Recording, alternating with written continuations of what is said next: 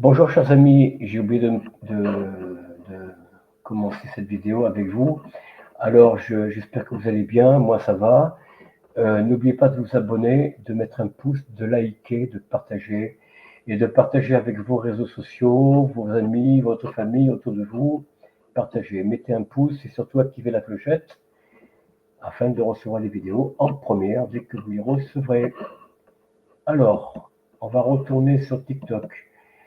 Alors, j'ai oublié de vous présenter une femme qui devait se présenter comme première ministre, qui a l'intention de s'y présenter. Je ne sais pas ce que ça va donner. Bon, peut-être que je vais le trouver là, sans être obligé d'aller sur TikTok. Non, ben, je crois que... Ah ouais, d'accord.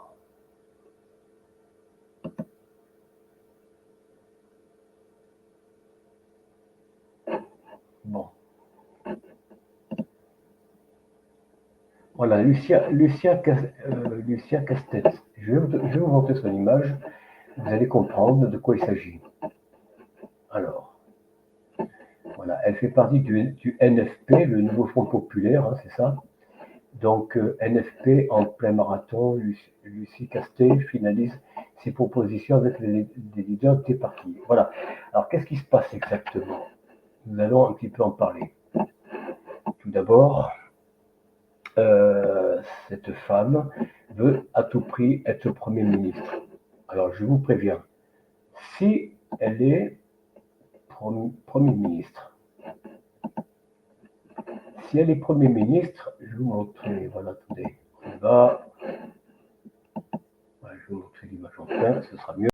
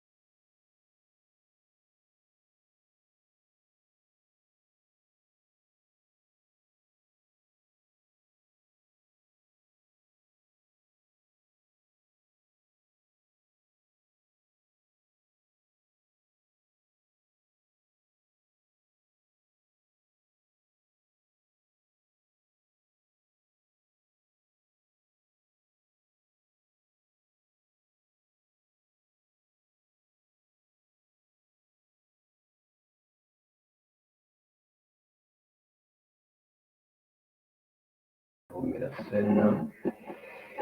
Bon, qu'est-ce qu'on fait là? On partage un autre, voilà. Je vais partager un autre. Voilà, regardez bien le nouveau Premier ministre en haut. Hein, qu'est-ce que vous en pensez, chers amis? Ce serait bien dans la pensée de Emmanuel Macron quand même, puisqu'après tout, la scène qui nous a faite, bon, ça c'est Olive, sa chaîne bien sûr, hein, et le directeur de la chaîne, donc je le nomme, je le cite, hein, Olive, c'est sa chaîne, ici. Voilà, vous le voyez. Alors, j'enlève cette image, je vais là, hop, voilà, je ne vais pas en mettre davantage, c'est très bien comme ça. Bon bah tiens, qu'est-ce que c'est que ça?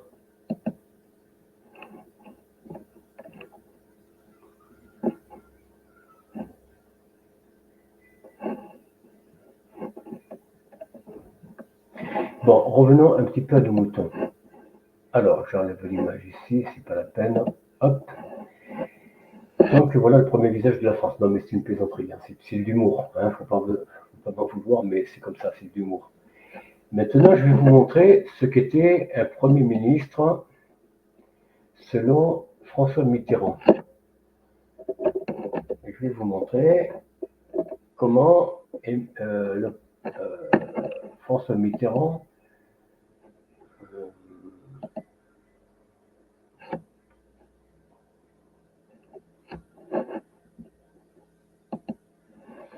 un Premier ministre.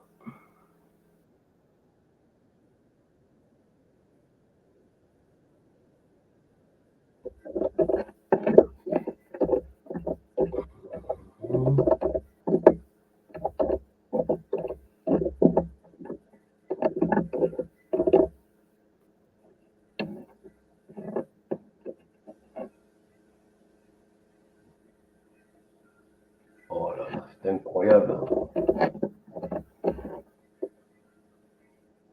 Mais c'est pas vrai.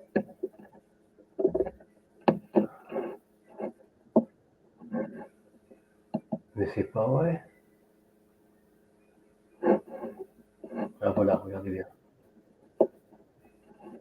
Vous allez écouter ce que dit François Mitterrand à propos de. Voilà, maintenant on va écouter François Mitterrand.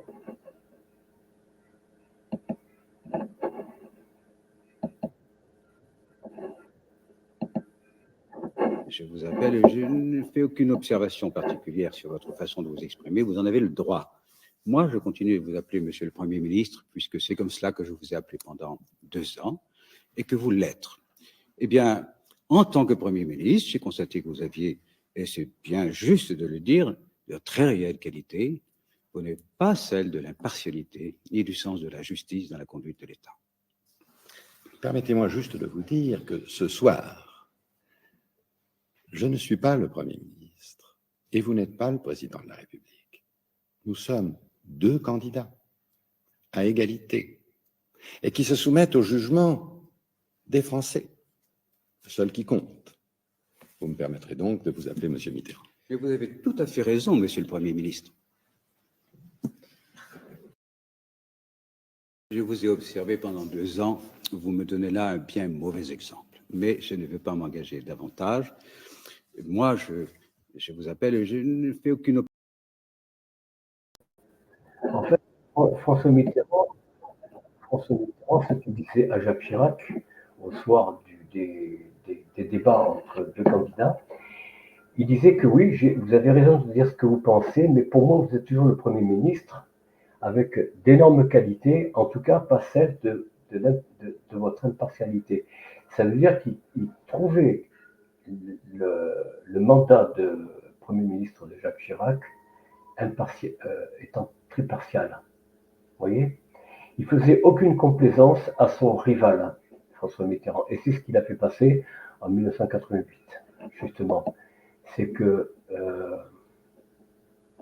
Voilà. Et là, qu'est-ce qu'il dit là?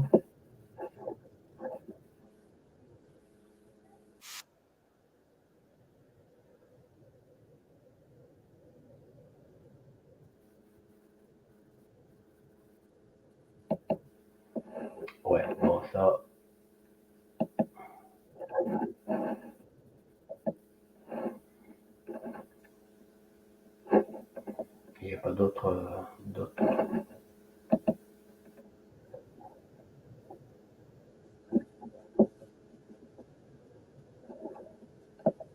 Bon, ça c'est déjà ce qu'on a entendu. On va arrêter là.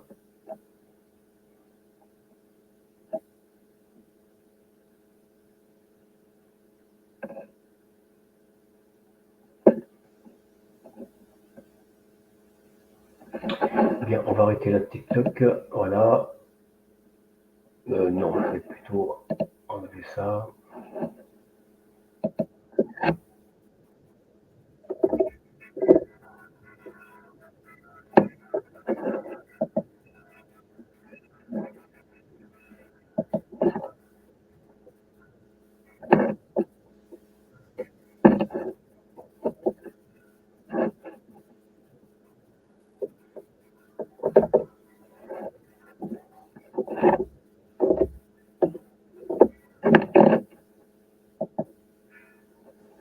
Bon.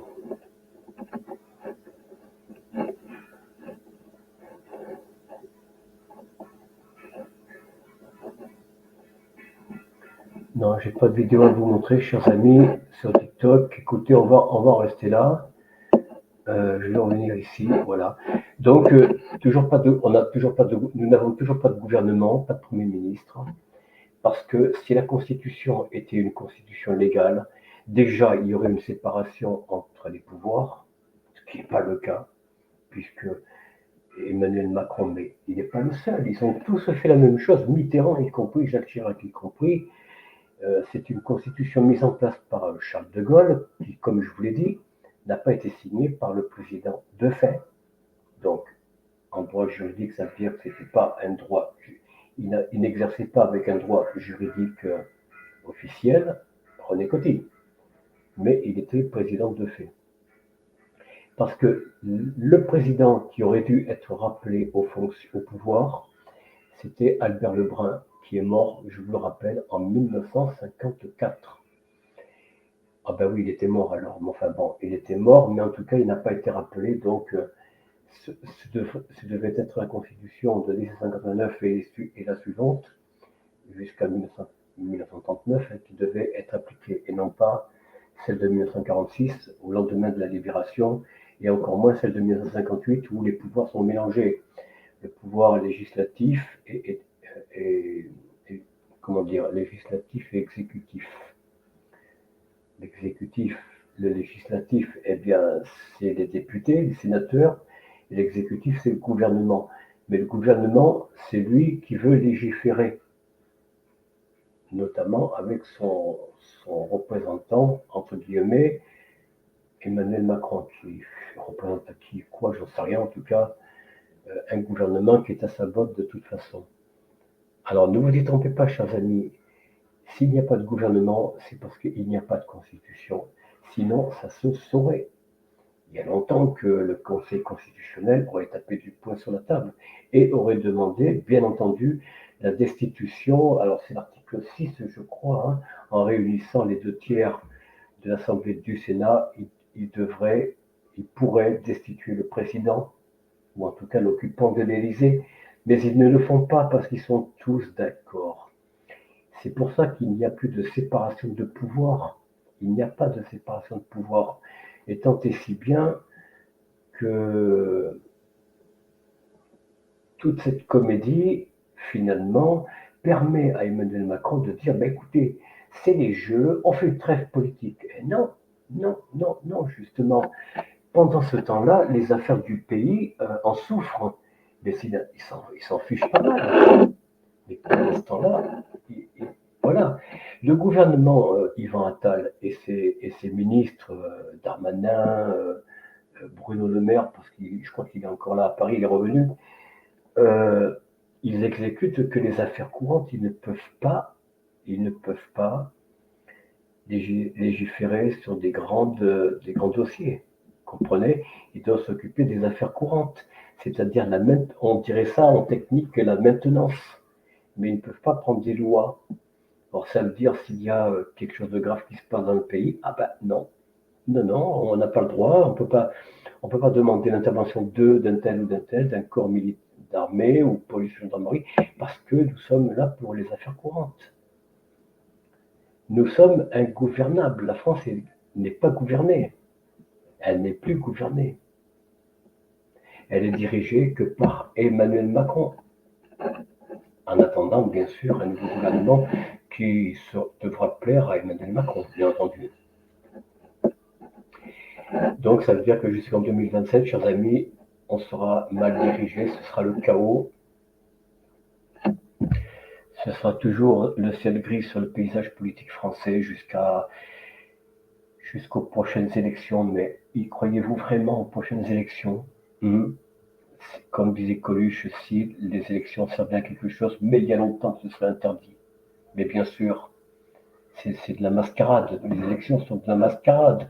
Entre le bourrage des urnes dans les années 60, 70, 80, 90, 2000, et j'en passe, avec les nouvelles machines Dominion ou leur équivalent, pour pouvoir détourner les lettres, les votes par correspondance et les transporter ailleurs qu'à la préfecture. Parce que ça, c'est une chose dont je vous ai montré une vidéo qui a fait tache d'huile auprès de Gérald Darmanin, qui avait, lui, demandé, un an ou deux avant donc en 2022, hein, ou en 2023, en 2022, il avait demandé que les bulletins qui venaient par correspondance suite au vote électronique, au vote électronique, puissent ne pas aller à aucune préfecture finalement, aucune préfecture des grandes villes. Donc ça dit bien ce que ça veut dire. Vous voyez ce que ça veut dire. Voilà. Après, maintenant, je vais faire une blague à la Coluche un petit peu quand même, pour citer ce grand homme qui faisait bien rigoler les gens dans les années 70-80. Il disait, je vous pose une question, chers amis, savez-vous quelle est la différence entre un oiseau et un homme politique? Non. C'est qu'un oiseau, de temps en temps, s'arrête de voler. Voilà, chers amis, une petite blague, hein, mais c'est intéressant. Hein, la différence entre un homme politique et un oiseau, c'est que l'oiseau, lui, s'arrête de voler de temps en temps. Pas l'homme politique. Lui, ne s'arrête pas. Voilà, ça lui a coûté la vie, hein, comme vous le savez. Bon, je pense que je n'invente rien. Bon, certains disent que c'est un accident parce qu'il a trop bu. Ouais, c'est une hypothèse. Oui, pourquoi pas. Mais, ouais. Je crois qu'il dérangeait un petit peu la classe, la vasque politique de l'époque, les Mitterrand et compagnie. Je pense que comme Daniel Balavoine, il a subi un sort qui n'était pas enviable. Mais bon, on va pas parler de ça, c'est bon. On ne le saura peut-être jamais. Enfin, bon, bref. Voilà, chers amis, la petite vidéo du jour. J'espère que ça vous a plu.